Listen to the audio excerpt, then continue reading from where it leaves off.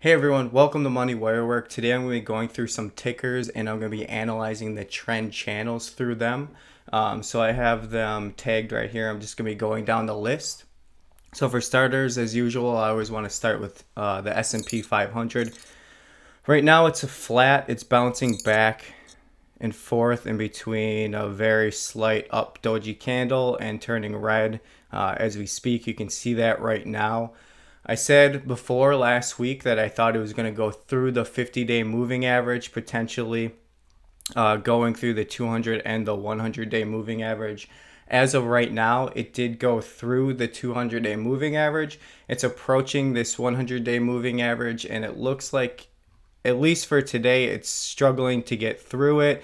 It looks like it's hitting its previous close, and we'll track it and see where it goes. As far as the trend channel, it has broke the trend channel. So if you can kind of imagine this line coming back down, it did break the trend channel, but it has work to do because it's got to get over this 100-day moving average. And as I said before, you would like to see it come up, bounce off of the moving average and come back up. And on that bounce, that candle up, that's where you would want to consider an entry position.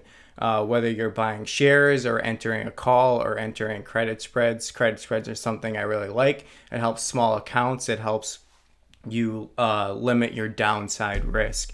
And also there's a benefit too where if the essentially you can set it up to where if the price action goes flat, you can still make money on it, or potentially even if it goes down a little bit. All right, so as of right now, I want to turn on the Heikin-Ashi candles here. And you can see, again, as I said before, it did break this trend channel. And you can see right now it still has an upward Heikin-Ashi candle, but we're going to, again, track and see where it goes. So one of the things I want to do also is just pull up the weeklies on each one of these.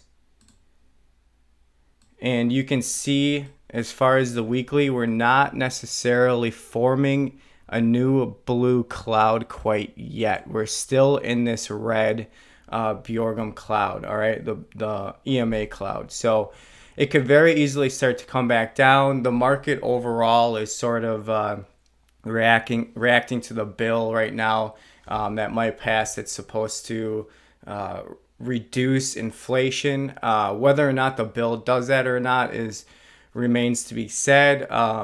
I don't know. I feel like the way the bill is structured, it's not really designed to do that. It's designed to more or less do other things like combat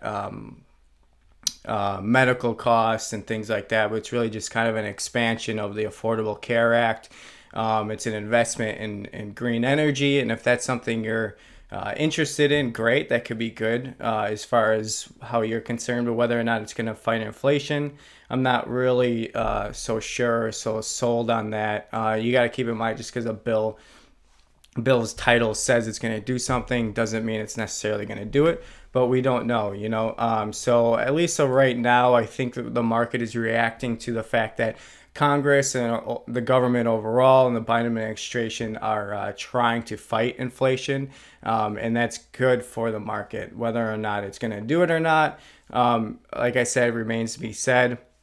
But the fact that they're trying to do something, the market likes that. So we can see right now, if we pull up this TSI, we had the green line suggesting a potential reversal, and now we have a slight blue uptrend.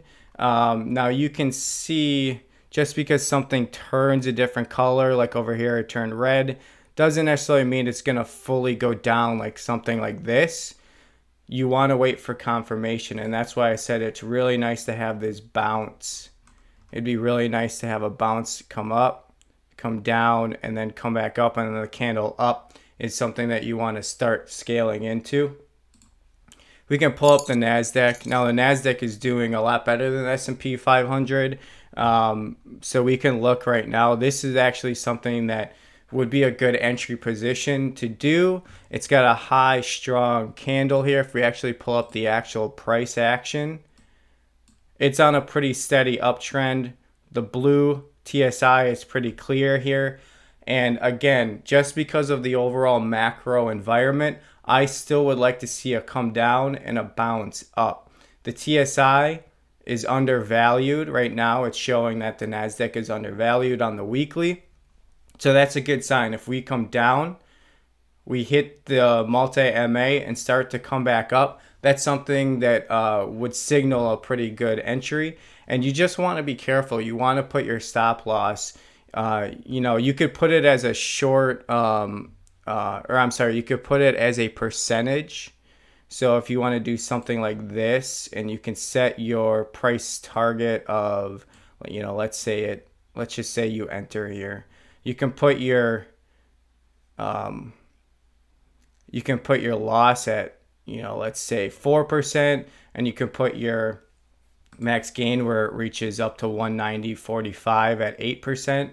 And that's helped to mitigate loss. And so theoretically, if you were to do that, you'll need a 2-to-1 win ratio. Okay, so that's something to keep in mind. Another thing that you can do is you can just track where you want to put your stop loss based on your indicators. So you could, let's say the Nasdaq comes down to 170, you enter at 170, and you could put your stop loss down at 161, which is below or where it starts to turn red again here. Or you can be even a little bit more risky and go down to 156, and then you can ride it all the way up. And as soon as the cloud starts to turn red again, that's where you can start to sell out or scale out.